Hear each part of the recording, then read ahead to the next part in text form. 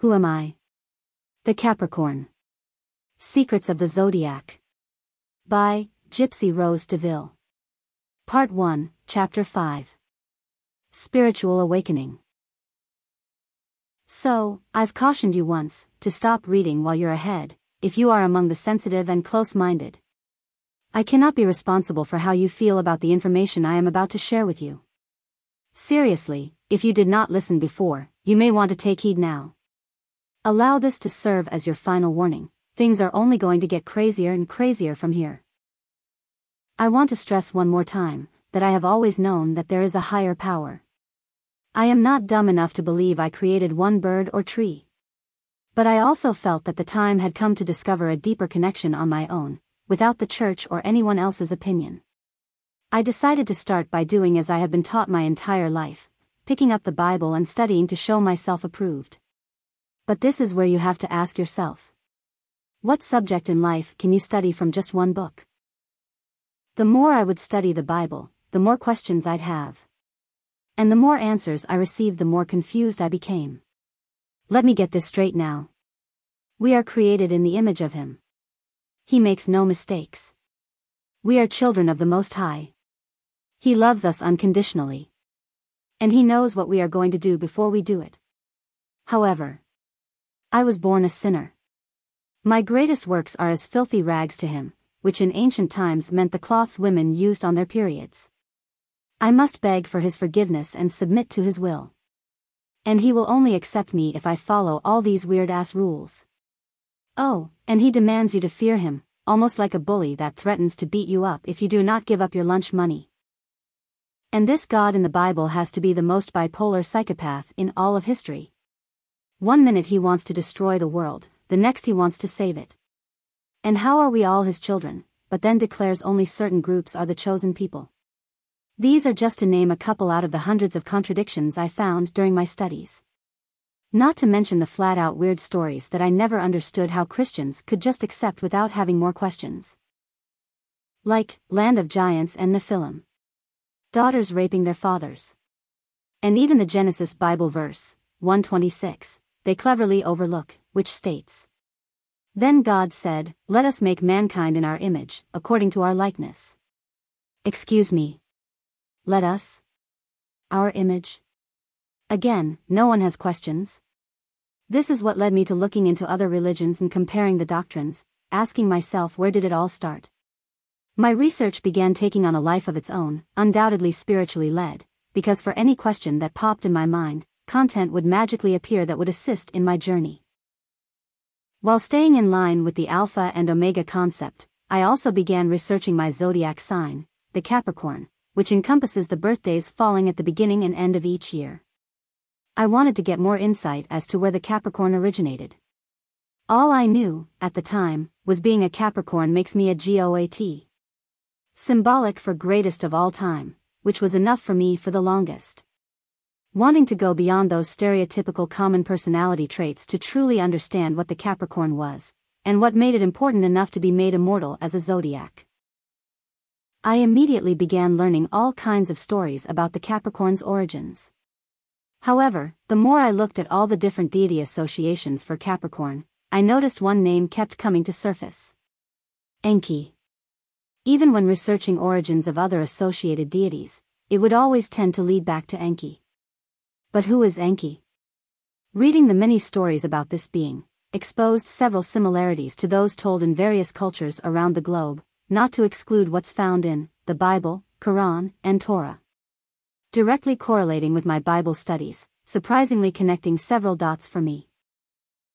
And I will just say, that if we all took time to truly research our zodiac signs, we'll find the real keys to unlocking those 12 gates to the city.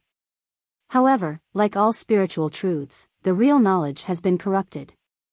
Zodiacs eventually becoming a mockery of itself, as well as just another tool utilized to classify, define and divide one individual from another.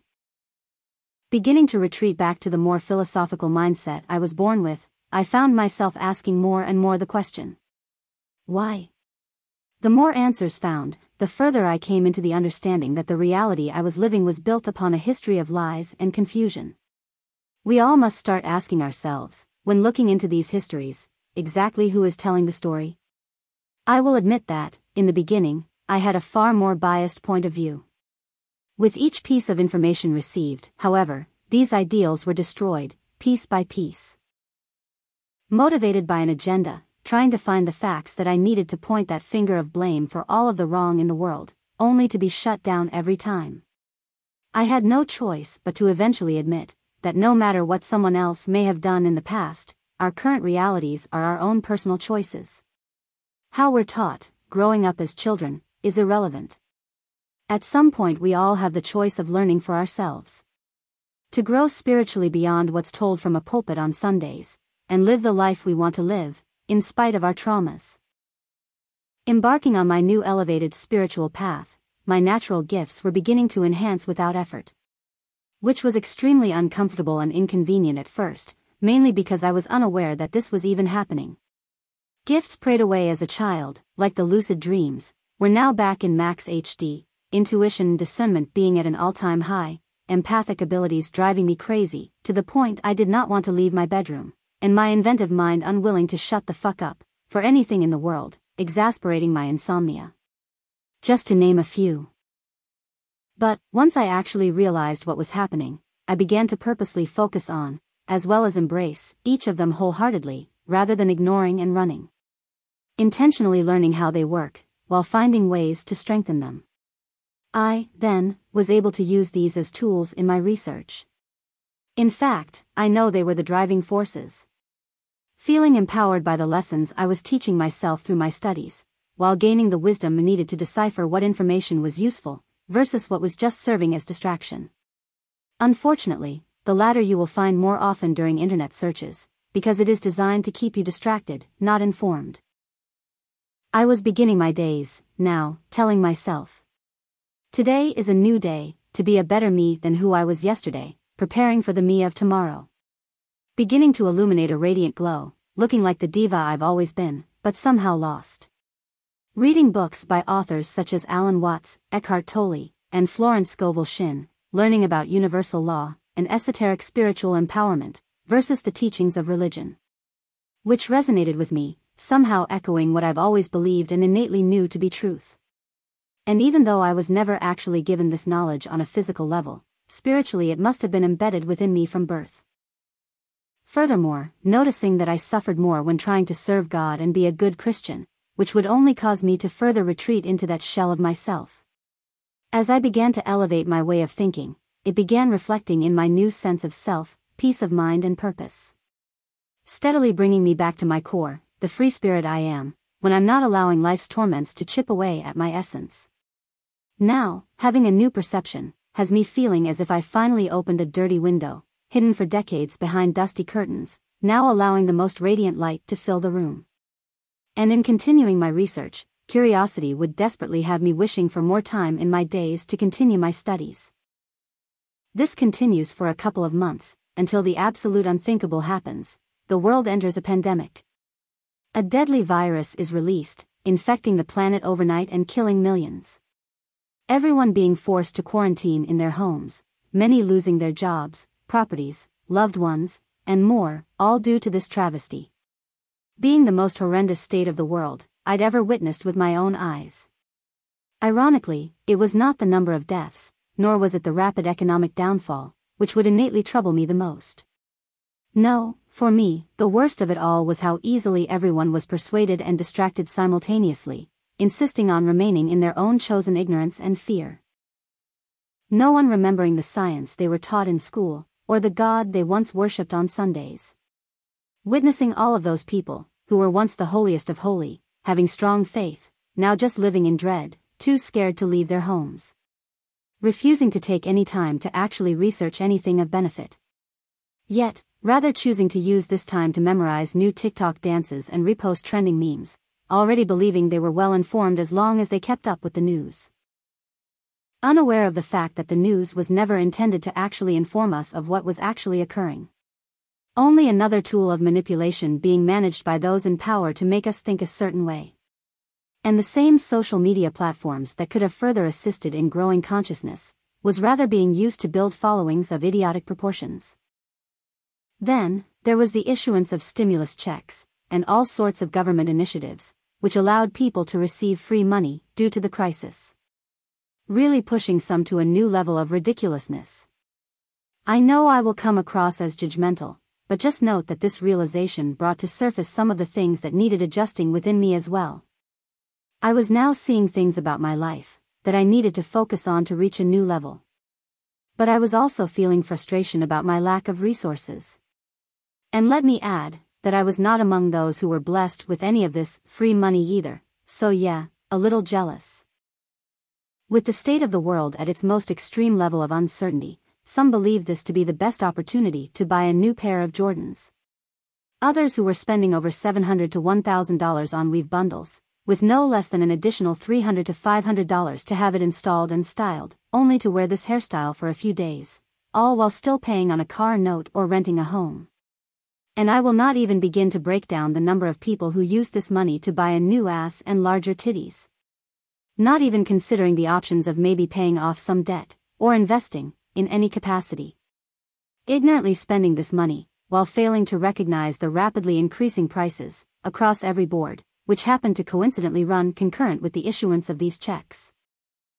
It's utterly embarrassing as a human, to know that so many prefer to be mentally enslaved, especially when walking around with an entire worldwide information database in their pockets. No, seriously, right there in their pockets. But this is when I also had to ask myself, how am I any different? So much was awakening within me as I continued to come into new understandings, inevitably causing me to look at the world through new lenses. People, all across the globe, were crying in desperation due to all of their suffering. Meanwhile, I was beginning to see more blessings than ever. Now being permitted to work from home, after receiving a promotion and a raise, finally having an amazing boss, all of my children and loved ones safe and healthy, to even having a husband who was actually behaving as one for once. Now, I'm beginning to intentionally focus more on my mental processing of situations, as well as the behaviors of others. Especially with the way in which everything was unfolding around me during the crisis, to include how we interacted, policies and laws being implemented, and even to the politics behind what was transpiring all around the world. In conducting my own research about the virus, which had everyone paralyzed in fear, its intentional use was revealed to further separate us. All while distracting us from the plethora of mysteriously veiled bullshit that was transpiring among the world's leaders and elites, not to exclude our own government. Leaving no other choice but to accept the fact that we're constantly being brainwashed, with fear-based tactics being most favored by those in power. With an agenda to suppress the masses, over many centuries, strategies have always depended on distraction. An agenda that has gone so far as to rewriting histories, and often erasing them altogether. And now that we're entering an age of enlightenment, those in power are struggling to finalize their goals. I probably would not have even believed half of the information I was finding if the internet hadn't gone so far in its attempts to hide or erase it. I can't even begin to count the number of videos that I saved on YouTube alone, that is nowhere to be found to this day. Now, remember when I mentioned that I am a curious mind? So that may just be the understatement of the century. Having an innate thirst for knowledge makes me the queen of research. Claiming to be the ultimate conspiracy theorist, a title I wear proudly, because it simply means, doesn't buy the bullshit. So, the worst thing anyone could do with a person like me, is stick me in the house for a year with nothing else to do but research. You can only imagine the joy I was finding, coming across information that has never been heard of or talked about in my community, but aligned with so many things that I already felt to be truth. Spending hours looking deeper and deeper into various subjects and unlocking so many troubling facts. Eventually stopping, for a couple months, just to recuperate mentally. In my research I began unveiling truths about slavery and racism, the civil rights movement and a distorted black history, the corruption of U.S. government and its collaborations with equally corrupted countries and organizations, secret societies and their origins, and the history of religion in relations to ancient civilizations and extinct cultures. So let me share the following, so you can truly get an idea of my level of conspiracy theory crazy before we proceed. Were you aware that, in the 90s, a meeting was called with the executives of the most prominent black music labels at that time, in hopes of coercing them into a collaboration to fill the newly built private prisons in the U.S., utilizing hip-hop music? Now that you know, go back and look at hip-hop in the 90s. You will literally witness the transitional unfolding, from conscious-minded hip-hop artists thriving in the beginning as the forefront, somehow evolving to gangster rappers being the only voices allowed radio play. And for some reason the females simply stopped wearing clothes and competitively begin bragging about their fellatio skills. Also, Google the increasing prison population of black men in the 90s while you're at it. By propagating the thug life, glamorizing a lifestyle that was originally about survival, magnetically appeals to the youth, who mockingly begin to emulate what they consider cool, even if this isn't their reality. Then you have a parallel campaign emphasizing the benefits of being a gold digger, searching for the next baby daddy.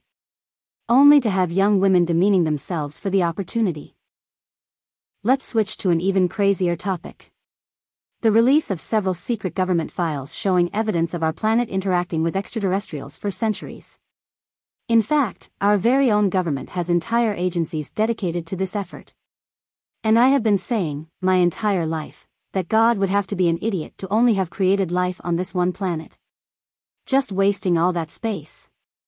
Of course, I was the one crazy as hell for believing in aliens in the first place, since we're brainwashed to believe that they only exist in movies or imaginations. But another thing that I've always said is that anything in a movie came from somewhere. And I'm just going to stop there before I get started on Nikola Tesla. Just Google him, the movies do him no justice. I have a playlist on YouTube that is constantly losing videos due to censoring, but there are still some things on there that may interest you. The Awakening, YouTube. Allow the various channels listed to serve as references, as they provided, or confirmed, a lot of information that I am about to share. Whether I totally agree or not, I love learning the various perspectives on any subject, because in doing so I always discover truth somewhere in the middle. Refocusing back to this manuscript's original purpose, which actually began as a personal journal.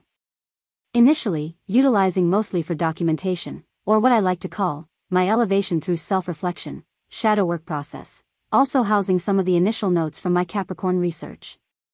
Never once anticipating that this would ever be seen by anyone's eyes other than my own. However, my new level of comprehension has given me such spiritual elevation and abundance. And if one person reads this and finds the same, I will have fulfilled my true purpose. Everything I once cursed God for, I now show gratitude for having experienced.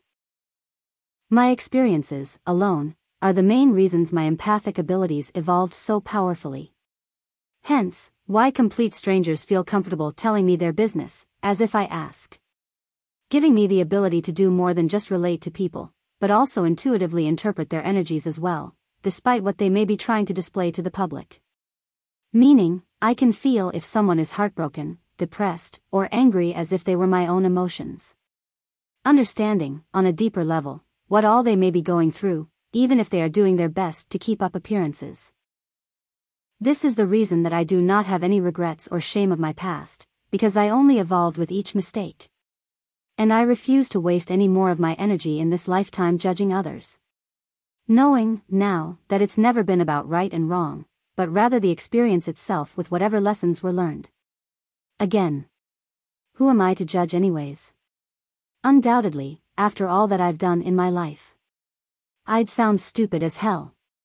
To all those who hurt me in the past, including myself, all is forgiven. Letting go of all my strongholds and the false perceptions I've been holding on to in vain. Feeling renewed, almost like a child again, excited about the day's venture. No longer stressed out or anxious about my life, or any situation therein, only gratitude for how far I've come. And guess what? Once I stopped focusing on the negative, it magically disappeared. A major bonus I only received after deciding to make joy and peace my priority. No longer having unnecessary dramas, finally prioritizing the fact that life's too short for the bullshit. And, if drama happens to arise, I now have the ability to easily pinpoint my choices leading to it and stop it dead in its tracks. Finally free of my victim's mindset, and back in control of my world. This is when I began making a new plan for what I wanted my life to look like, without worrying about how I'd make it happen.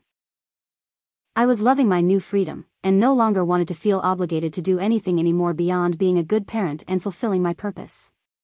At some point, that even included being a wife. So, I filed for divorce, which was initially rejected by the state of Georgia. How the hell does a divorce get rejected? No, seriously, not one person can tell me they have ever heard of such a thing. Of course, my husband took this as a sign that this was his second chance, and boy, did he take advantage. And I was proudly witnessing his transition and growth throughout his attempts to fix us. I lost the core of me in my marriage though, more than I had through anything else I ever experienced, after marrying a man who turned out to be an abusive narcissist. Never prioritizing my needs or the needs of the family, and only making our marriage about him.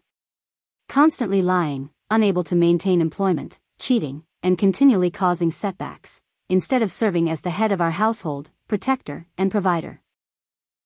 Desperately wanting my marriage to work, only wanting to do this once, I'd continuously go over and beyond, in trying to be my version of what I believed to be the perfect wife.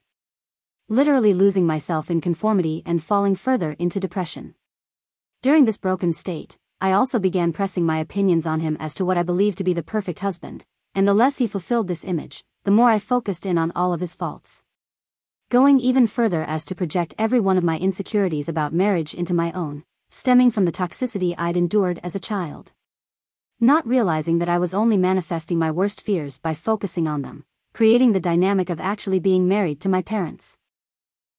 My husband, once my best friend, had begun representing the mental, physical, and emotional abuse I suffered from my mama, as well as the abandonment I felt many times from my father, along with the adultery and blatant disrespect I witnessed. Once I stopped worrying about my marriage, however, and began focusing on my own healing within, I began filling the gaps in my heart on my own, rather than desperately wishing another would do this for me. Learning to love yourself creates a feeling that no one else will ever be able to give you, and you will find that most will be overwhelmed by the burden of trying. It was never an easy decision to end my marriage because I absolutely love my husband, and he definitely put in extreme efforts to try to make it work in the end. Never being able to address his own demons, however, trapped him into remaining so self-absorbed that he was unable to truly love me back. And when I began to analyze our relationship, one key factor stood out among the rest. He was never there when I needed him the most. So quick to neglect my needs and feelings, and often disappearing whenever things got tough. Ignoring all of my crying pleas, until he finally feared that he was actually losing me. Even then, the attempts were short-lived. Empty promise after empty promise he would offer, and no matter how many times I would forgive, he would continue to betray me and break my heart. Yet, would have the audacity to give attitude if not being reverenced as a king, when doing the things that a husband is supposed to do anyway. But the one thing I didn't think I'd ever have to worry about is him cheating on me. So once the truth came to surface of his cheating, I no longer had anything left to give him or our marriage. I will never regret the marriage though, nor do I even blame my husband anymore. In fact, I must take responsibility for my choices, remaining in the situation for as long as I did. Learning a lot over those years, to him even being the main motivation that began this spiritual journey, which I now needed to complete alone. I am sure that, by now, you're thinking, we get it, you're happy. And wondering, exactly how does one find this kind of joy? The answer is far more uncomplicated than you would think. By starting with one question. Who am I? Not titles, not political or religious affiliations, not race or sexuality, or even lineage. Who am I, truly, and why am I here? Surprisingly, through a combination of shadow working, while researching history and astrology, led me to a spiritual path of enlightenment and empowerment. No longer feeling condemned, oppressed, or fearing lack on any level, only walking in abundance. Finally possessing the key to unlocking true peace and happiness, which I am now about to share with you. Now understand that my journey is not your journey, as well as my perspective is not your perspective. So, I am not trying to bombard you with this information in hopes to convince you of anything. In fact, I did not even include half of the things I learned in my research because the goal here is simply to make you think. I just want to give you a quick introduction of some uncommon knowledge to assist you with your own Google research. The most insane part of my journey is the fact that everything I was finding during my research confirmed ideals that I have been feeling my entire life, yet constantly being oppressed by the traditions of others. I never had anyone or thing to confirm I was not a fucking nutcase. But as soon as I completed my book, it seems to be the only content I come across now. I have gotten confirmation after confirmation, letting me know that I am not alone in feeling that something is not right. I only ask that you just consider a new point of view for 1 second. Most fear and reject anything too far outside their own beliefs, even if proven to be truth, because this shakes the core of one's identity. But ask yourself, who are you and what could you possibly stand for, if your foundation can be crumbled so easily? So, I invite you to follow my crazy and maybe you will begin a journey of your own.